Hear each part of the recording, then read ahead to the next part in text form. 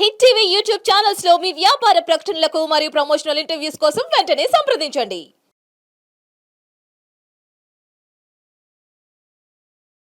Welcome to hit TV. ఈ రోజు మనతో జీవి సుబ్రహ్మణ్యం గారు ఉన్నారు. అండ్ ఐఐఎం అలుమ్నై, దాంతోపాటు ఎక్స్ పీడబ్ల్యూసి పార్ట్నర్ అనమాట. ప్రస్తుతానికి India's leading SEBI registered analyst. సార్తో మాట్లాడి కొన్ని విషయాలు తెలుసుకుందాం. నమస్కారం సార్. నమస్తే. సో ఈ ఎపిసోడ్లో బడ్జెట్లో ప్రజెంట్ చేసిన ఎంఎస్ఎంఈస్కి బెనిఫిట్స్ కానివ్వండి, లేదంటే ఈ రియల్ ఎస్టేట్ పై జరుగుతున్న డిస్కషన్స్ ఇండెక్సేషన్ బట్టి కానీ దాని గురించి కొంచెం ఎక్స్ప్లెనేషన్ ఇవ్వండి సార్. ఫస్ట్ ఆఫ్ ఆల్ ఈ ఎంఎస్ఎంఈ అంటే micro small and medium enterprises, అది మన బ్యాక్ బోన్, ఇండియన్ ఎకానమీకి బ్యాక్ బోన్. అది ఆల్మోస్ట్ 40% ఆఫ్ ఎక్స్పోర్ట్స్ ఎంఎస్ఎంఈ ద్వారా జరుగుతున్నాయి ఇండియాలో. అట్లా they have a major role to play. ఇందులో చాలా కొన్ని కంపెనీస్ పెద్దవై కార్పొరేట్స్ అయిపోతాయి, పెద్ద కార్పొరేట్స్ అయిపోతాయి. సో అందుకని వాటికి కొంచెం ఎంకరేజ్మెంట్ ఇచ్చారు రైట్ఫుల్లీ.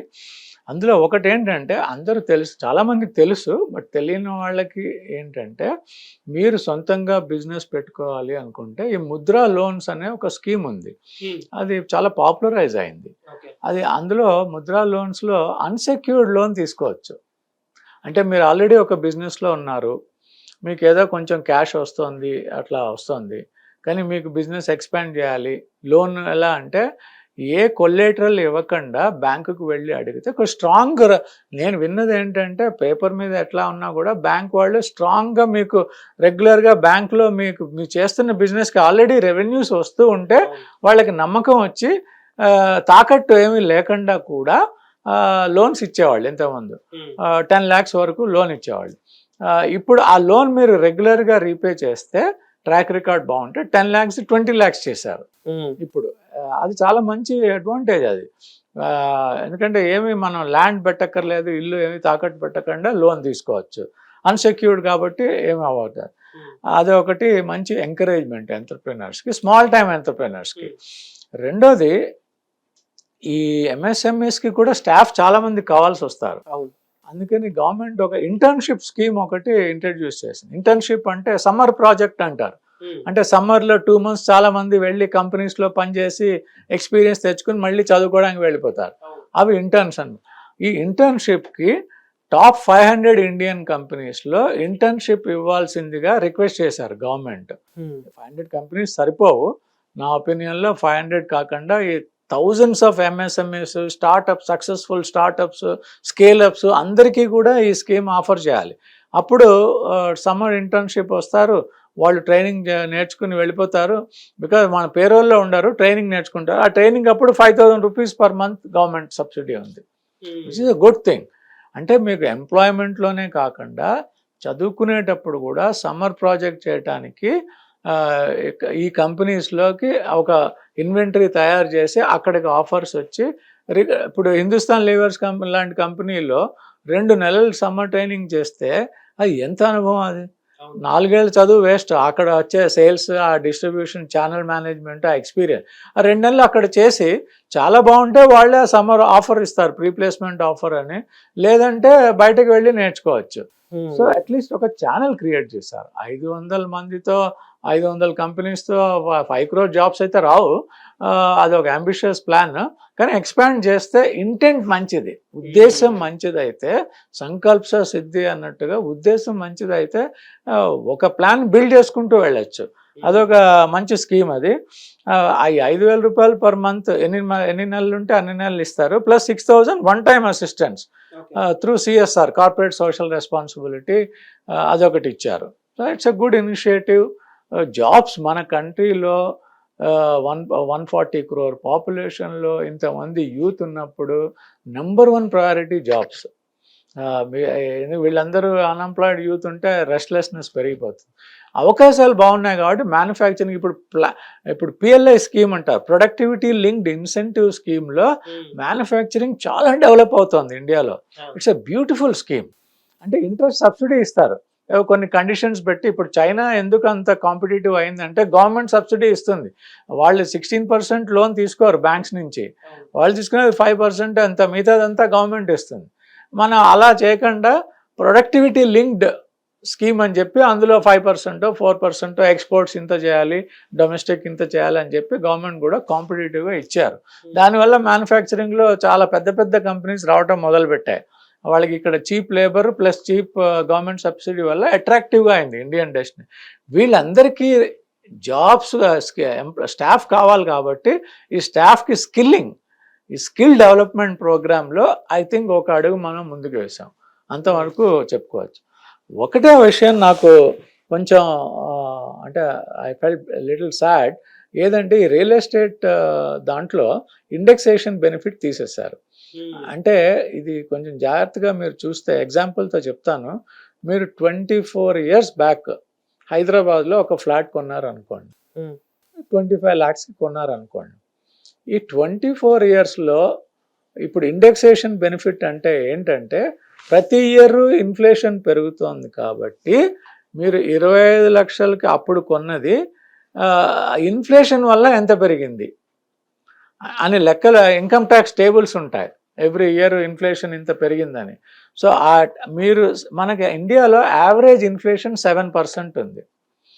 సో మీరు 24 సంవత్సరాలు ఆ ఇల్లు ఎంత పెరిగింది అంటే ఇన్ఫ్లేషన్ వల్ల మీకేం లాభం లేదు, ఆ ఇన్ఫ్లేషన్ వల్ల 5 times అయింది. అంటే 1,25 lakhs ఇప్పుడు మీరు ఆ ఇల్లు అమ్మితే మీకు ఇన్ఫ్లేషన్ వల్ల మీరు ఇప్పుడు అలాంటి ఇల్లు కొనుక్కోవాలంటే 1.25 crores రాదు, అసలు 2 crores పెడితే కానీ రాదు. సో మీకు అప్పుడు ఒక ఇల్లు ఉంది, ఇప్పుడు ఒక ఇల్లే ఉంది, మీకేమి ఆస్తి పెరగలేదు, అమ్మినా కూడా పెరగలేదు. మీకు అమ్మారనుకోండి 1,25 lakhs వచ్చాయి, కానీ మీ పర్చేస్ పవర్ ఒక ఇల్లు కొనడానికి సరిపడానే ఉంది, 2 ఇళ్ళు అయితే రావు 1,25 lakhs.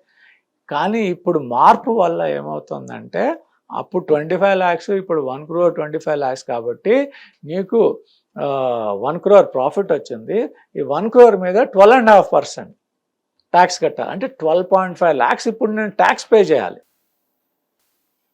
నా పర్చేస్ పవర్ పెరగలేదు, ఇన్ఫ్లేషన్ పెరిగింది, నాకేమి 2 ఇళ్ళు రావు, లాభం లేదు. ఇంతకు ముందు ఎరాలో ఏంటంటే అదే ఇన్కమ్ ట్యాక్స్ టేబుల్స్ ప్రకారం మీరు ఇప్పుడు 1.25 crores మీరు కొన్న వాల్యూ కింద లెక్కలోకి వస్తుంది. అప్పుడు కొన్నా కూడా ఇప్పుడు అమ్మితే కొన్న వెల అమ్మిన వెల అంటారు. కొన్న వెల ఎంత అంటే ఇన్కమ్ ట్యాక్స్ లెక్కల ప్రకారం 1,25 lakhs. మీరు 1 crore అమ్మారనుకో, మీ అదృష్టం బాగాలేక ఆ ఫ్లాట్ బాగాలేదు, ఎక్కడో మూల ఉండి 25 సంవత్సరాల తర్వాత ఫ్లాట్కి వాల్యూ ఏముంటుంది, పాత పడిపోయి. అది 1.25 crores అమ్మితే మీకు లాభం లేదు, నష్టం లేదు. 1 crore అమ్మితే మీకు 25 లక్షలు నష్టం వచ్చేది. ఈ 25 లక్షలు క్యారీ ఫార్వర్డ్ చేయొచ్చు. ఇన్కమ్ ట్యాక్స్ 8 years మీరు long term capital loss carry forward. ఇప్పుడు అవన్నీ పోయాయి.